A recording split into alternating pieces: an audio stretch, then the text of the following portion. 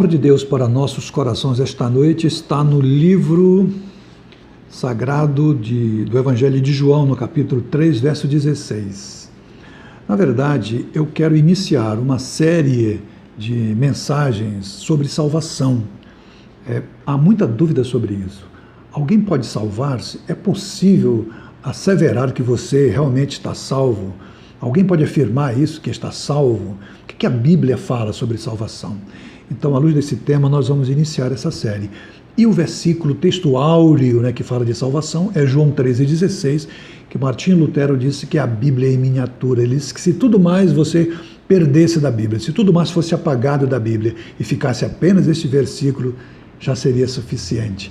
João 13,16 diz: porque Deus amou o mundo de tal maneira que deu seu Filho unigênito, para que todo aquele que nele crer não pereça, mas tenha a vida eterna. Eu quero contar uma história para vocês. Todos nós gostamos de ouvir histórias, mas essa é uma história diferente, é a fantástica história da salvação. E quero fazê-lo contando em 4 atos. O primeiro ato diz que a Bíblia fala que Deus criou todas as coisas, criou o homem para cuidar dessas coisas, para administrar o mundo e para desfrutar da comunhão e amizade de Deus. Olha só, no livro de Gênesis, capítulo 1, diz assim: no princípio criou Deus os céus e a terra. No verso 27 diz: criou, pois, Deus o homem à sua imagem, a imagem de Deus o criou. Homem e mulher os criou. Verso 28 diz: então Deus os abençoou, ele lhes disse: frutificai e multiplicai-vos, enchei a terra e sujeitai-a, dominai sobre os peixes do mar, sobre as aves do céu, sobre todos os animais que se arrastam sobre a terra. Mas no segundo ato dessa história, ela começa com a escolha do homem. O homem escolheu desobedecer a Deus, decidiu andar segundo a sua própria vontade. A Bíblia diz em Gênesis 2, verso 16, ordenou o Senhor Deus ao homem, dizendo: de toda a árvore do jardim podes comer livremente, mas da árvore do conhecimento do bem e do mal, dessa não comerás, porque no dia em que dela comeres, certamente morrerás. Em Gênesis 3, de 4 a 7, é narrada a desobediência do homem. O homem, primeiro a mulher, depois o homem, escolheram desobedecer essa ordem de Deus. Portanto, entrou o pecado no mundo com a desobediência do homem. Então anote aí, o pecado original é a desobediência do homem. Essa escolha teve um alto preço a ser pago pelo homem. O homem, graças à sua desobediência, fez o seu próprio caminho, fez a sua própria escolha, e o resultado dessa escolha foi viver longe da presença de Deus, longe da graça de Deus, distante da comunhão de Deus, perdeu a bênção de desfrutar a agradável e abençoadora companhia do Senhor. Veja o que diz a Bíblia em Romanos 5,12: o pecado entrou no mundo por meio de um só homem, Adão. E esse homem, o pecado, trouxe consigo a morte. Como resultado, a morte se espalhou por toda a raça humana, porque todos pecaram, é assim que diz a Bíblia. Então, aqui nós vemos que somos pecadores desde Adão, e que o seu pecado passou para toda a humanidade. Como resultado, todos passamos a ser pecadores e passamos a ser condenados a viver longe da graça de Deus, e ganhamos também como consequência a morte eterna. E nós não podemos negar isso. A Bíblia diz em 1 João 1,10: se dissermos que não temos cometido pecados, fazemos Deus um mentiroso e a sua mensagem não está em nós. Portanto, não podemos negar que somos pecadores. Chegamos então no terceiro ato. O terceiro ato apresenta o homem tentando resolver esse problema. E ele tenta resolver da sua própria maneira, ele tenta se reconciliar com Deus, ele tenta se religar a Deus, daí o nome religião, essa palavra vindo do latim, que significa a tentativa do homem se religar a Deus. Muitos pensam, entretanto, que as religiões são boas, todas elas são boas, e que todas elas nos levam a Deus. Tudo que precisamos é ser sinceros, apenas isto. Infelizmente, a Bíblia diz de forma diferente. A Bíblia, na linguagem da NVI, né, Nova Versão Internacional, em Efésios 2, verso 8, diz assim: pois vocês são salvos pela graça, por meio da fé, e isto não vem de vocês, é dom de Deus, e não vem de obras para que ninguém se glorie.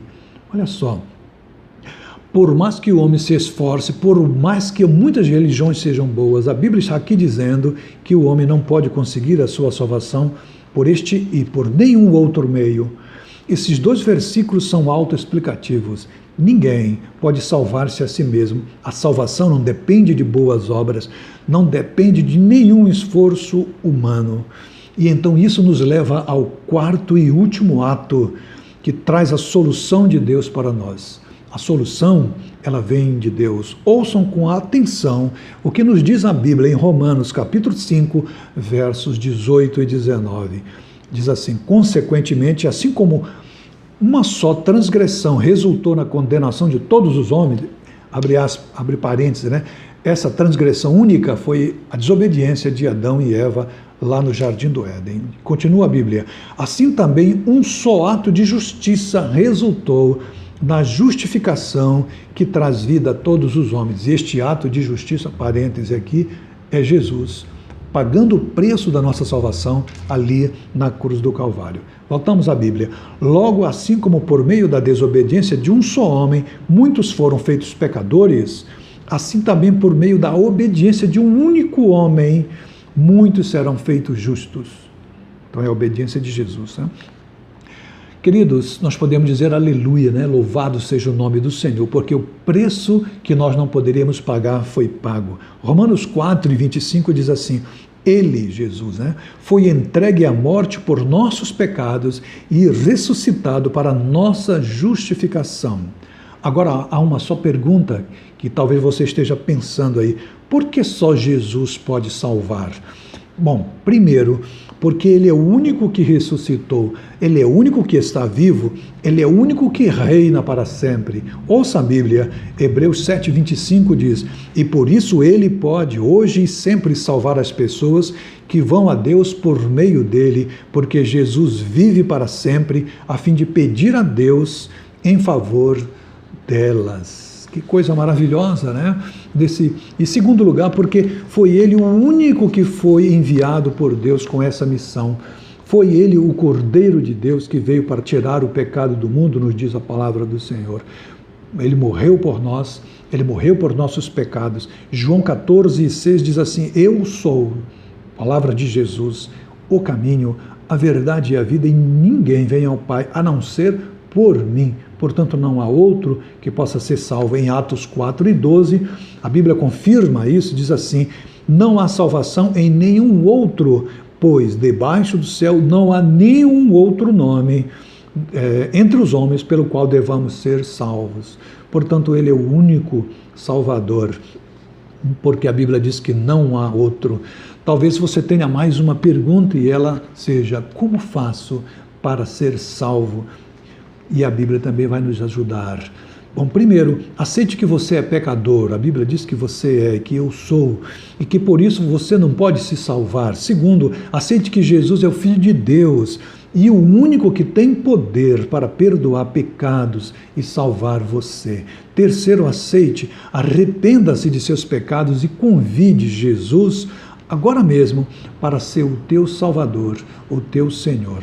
A Bíblia diz em Atos 3:19, arrependei-vos, pois, e convertei-vos, para que sejam apagados os vossos pecados e venham assim os tempos do refrigério na presença do Senhor. A Bíblia diz em Romanos 9:10 assim: se com a tua boca confessares ao Senhor Jesus e em teu coração creres que Deus o ressuscitou dos mortos, serás salvo. Olha que maravilha. Por quê? Diz a Bíblia: visto que com o coração se crê para a justiça e com a boca se faz confissão para a salvação.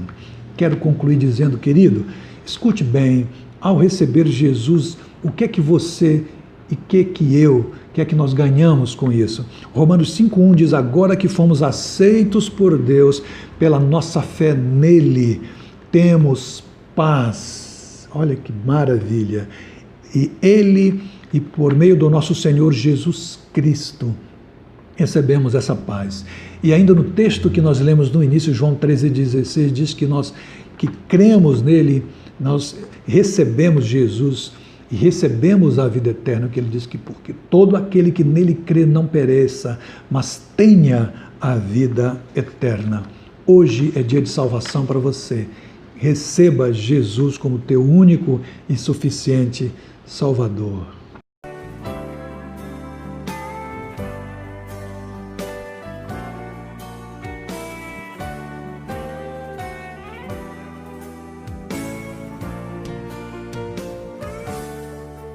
A minha alma andava longe dos caminhos de Deus. Eu era cego e desprezível pecador. Mas Jesus transformou minhas trevas em luz, quando Ele estendeu a sua mão para mim. Quando Jesus estendeu a sua mão,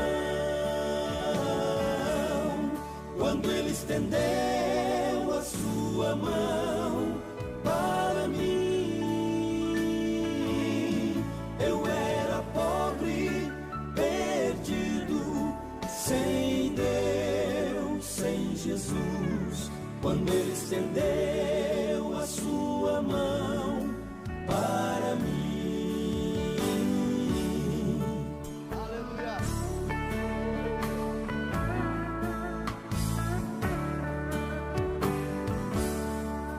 Agora me regozijo desde que eu aceitei, e na tempestade eu posso sossegar, pois com Ele estou liberto do perigo e do mal. Quando Ele estendeu a sua mão para mim,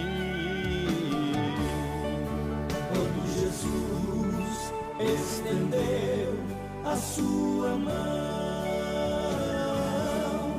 quando Ele estendeu a sua mão para mim,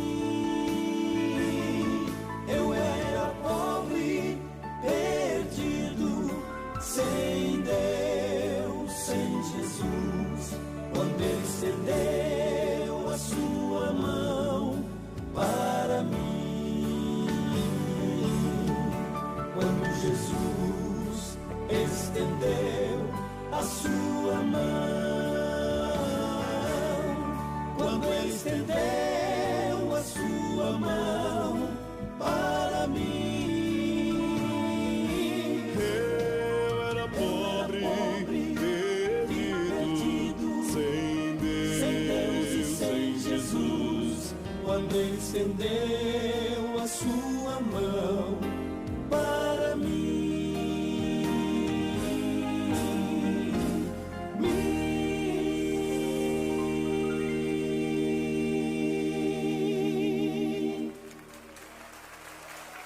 Aleluia, glória a Deus.